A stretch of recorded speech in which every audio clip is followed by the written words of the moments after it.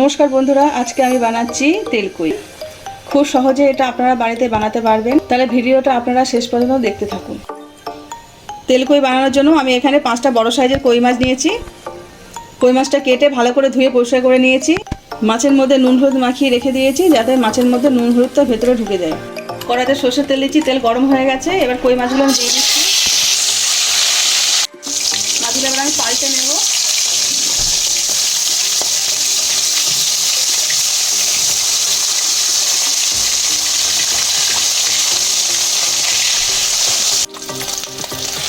মাছগুলো আমার ভাজা হয়ে গেছে, এবার আমি তুলে নিচ্ছি।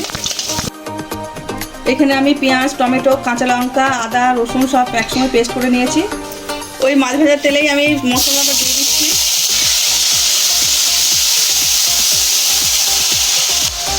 1 চামচ মতন জিরে গুঁড়ো দিলাম, 1 চামচ মতন ধনে গুঁড়ো দিলাম, হলুদ পরিমাণ মতন দিলাম, লঙ্কার গুঁড়ো দিলাম 1 চামচ মতন, স্বাদ মতন নুন দিয়ে দিচ্ছি। মশলাটা আমি একসঙ্গে কষিয়ে নেব।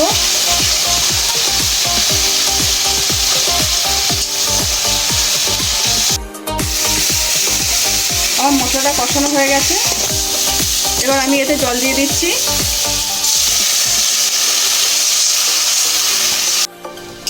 যেহেতু আমি তেলকুই করছি, ওই জন্য জল আমি বেশি দিলাম না, এটা একটু গ্রেভি হবে। ঝোলটা ফুটে উঠলে আমি মাছ দিয়ে দেবো। ঝোল ভালো করে ফুটে গেছে, এবার আমি মাছগুলো দিয়ে দেবো।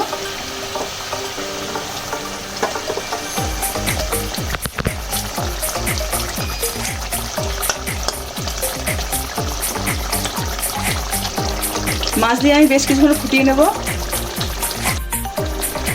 অল্প করে গোলমরিচ গুঁড়ো দিয়ে দিচ্ছি উপর থেকে। এবার আমি একটু ফুটিয়ে নেবো এটা ভালো করে। আমাদের তেলকুই একদম রেডি, আমি নামিয়ে নিচ্ছি। আমাদের তেলকুই একদম রেডি। দেখতেই পেলেন কত সহজে আমি তেলকুইটা বাড়িতে বানিয়ে ফেললাম। আপনারাও চাইলে আমার এই রেসিপিটা ফলো করে আপনারা বাড়িতে বানাতে পারেন।